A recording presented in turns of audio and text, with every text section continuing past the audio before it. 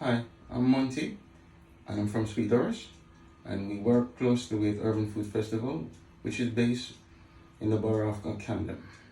I'm here now to show you the process of making our curry goat that will be served with rice and peas and the plantain that we discussed before.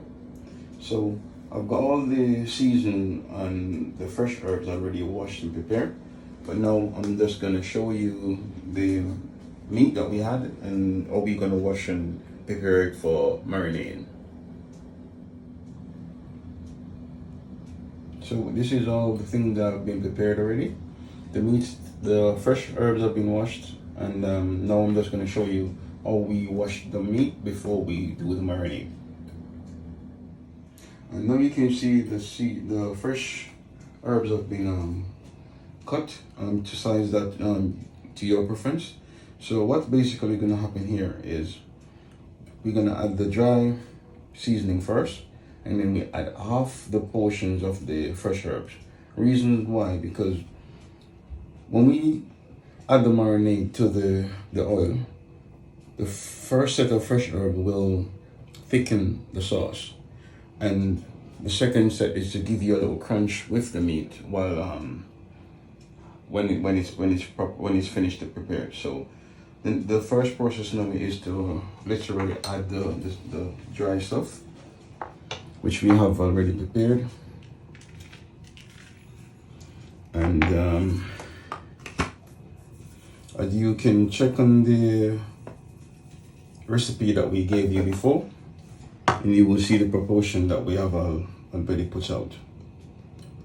So we have all put in all the dry stuff, and what we're gonna do now, we're just gonna stir everything in to make sure that all the meat, which has been prepared by our butchers already in cubes of 2 inches cubes.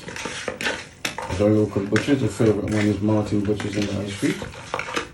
So for now, we're just adding all of the dry stuff and making sure that it's all stirred in properly.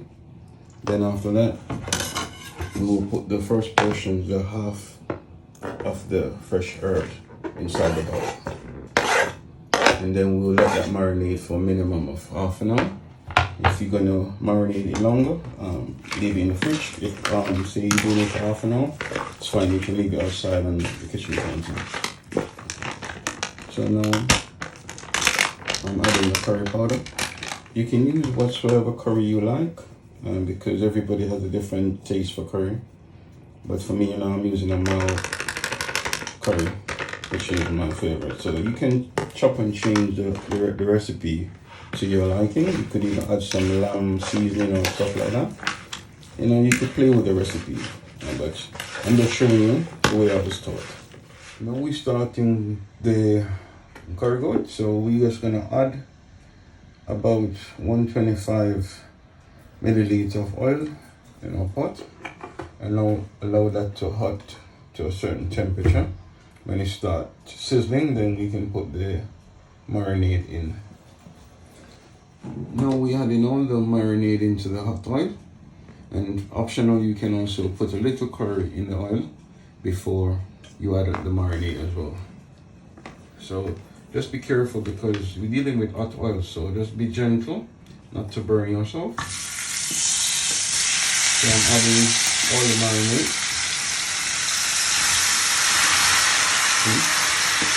Let's be careful not having the oil spot all over. So at this moment now, all I'm going to do is to just fold it in so you can lock all that seasoning and herb and spice inside of the meat, and then allow it to cook down in its own juice. So I'm just folding it over, so I'm locking it nicely.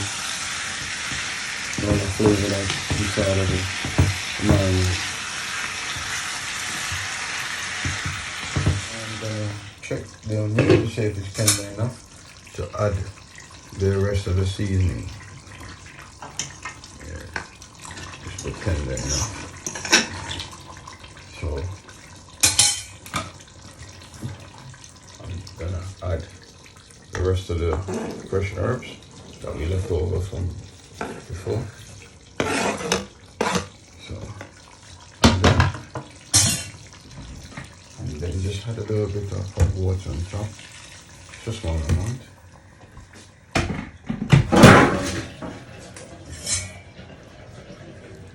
At this point, you could add some diced potatoes or carrot, and all of that is all optional as well. So I'm just gonna allow that to cook and the meat to soften some more, and that is smelling lovely. So I'm just gonna add a few plantains on the side. I'm gonna leave a little space there for a couple of pieces of vegetables, steamed vegetable on the side as well. So I'm just giving each a nice little corner for each.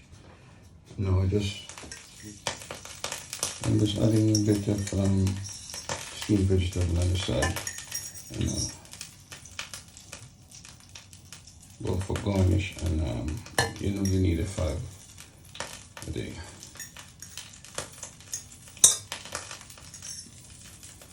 So that's the finishing touch right there. So it's got rice and peas curry.